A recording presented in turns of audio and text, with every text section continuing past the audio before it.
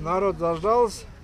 80 рублей. На интервью времени нет. Покупатели сметают с прилавков все. Морковь разобрали сразу, говорит Фаиль Гатаулин из Арского района. На первую ярмарку он привез почти 2 тонны картофеля, 300 килограммов капусты, 200 свеклы и немного сельдерея. У меня еще на поле продукции не убрано.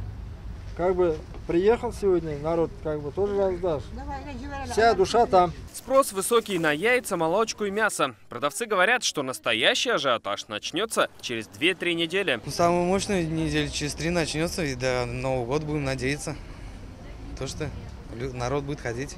А в начале сентября? В начале 2-3 ярмарки плохие. Но это только на руку покупателям. Больше выбора. Тем более с этого сезона увеличилось количество точек продаж. Они в Набережных Челнах, Нижнекамске, Елабуге и 15 площадок в Казани. Одна из них у Чеховского рынка. Фермеры вернулись сюда после 3-летнего перерыва. Мяско взяла, сейчас за картошку пойду. Ждали сельхозярмарку?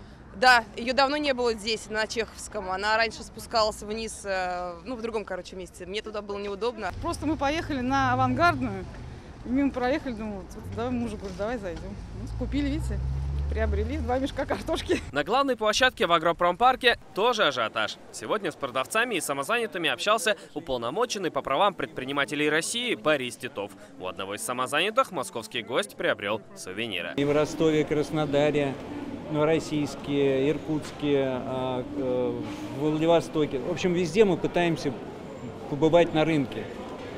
Вот они будут сильно завидовать, когда увидят сегодня репортаж этот, потому что, конечно, таких условий на рынке для самих аграриев, для самих фермеров, конечно, я пока не видели нигде. За ценами следят в Минсельхозе. Здесь на 15% дешевле, чем в магазинах. Конечно, фермеры тоже с пониманием относятся. Все-таки все мы живем в одной республике, и, конечно, такой нейтралитет по ценам будет выдержан, и цены будут существенно ниже, чем в магазинах. Так, стартовав сегодня, сельхозярмарки будут работать до 25 декабря, чтобы у горожан каждую субботу была возможность закупиться как минимум на неделю вперед.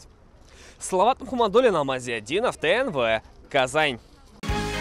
Закажи рекламу на ТНВ. Телефон в Казани 5 705 100.